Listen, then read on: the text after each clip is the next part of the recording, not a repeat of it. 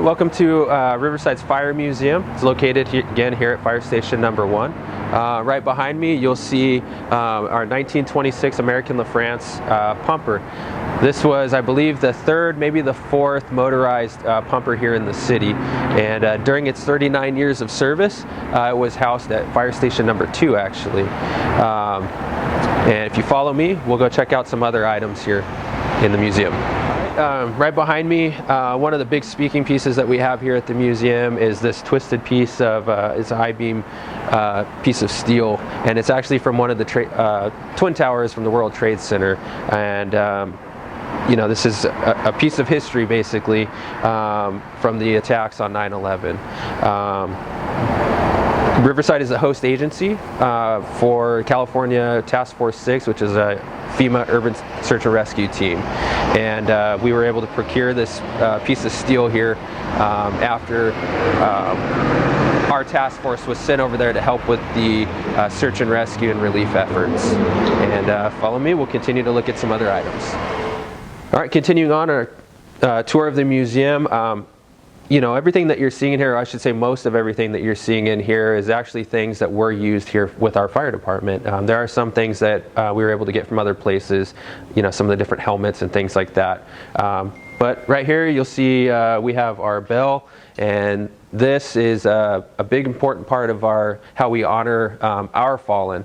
We do a bell ceremony for our retired members, or if we were to lose somebody in the line of duty, this is one of the last honors that we give them when we do lay them to rest.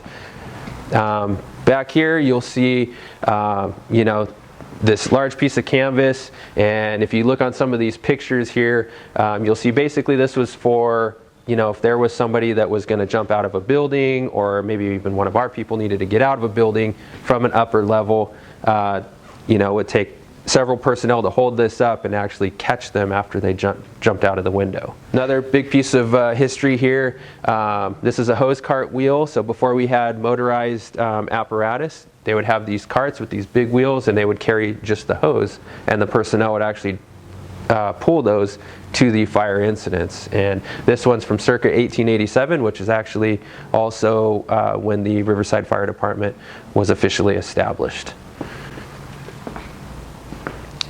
Some other pieces of memorabilia in here, you know, some badges from Riverside's past, emblems from apparatus, old hose clamps. This is kind of one of our newer style hose clamps, and we actually don't even carry those anymore. This was basically a general system alarm that was used, I believe, for dispatch a long time ago. Again, just various things, pool stations that used to be out on the street corners that would, you know, if there was an emergency or a fire, somebody would come and pull that, and it has an associated number, and that would give the dispatch and the fire department, it would give them the location of where the emergency was and where they're going to respond to. Pictures of, you know, previous personnel, old helmets, turnout coats, bunker pants, old SCBAs, and it's quite amazing to see, you know, just how much technology has changed over the years. Again, just more equipment. It's just a kind of a historical timeline of the fire service basically, and equipment, and we can see how it's evolved over the years.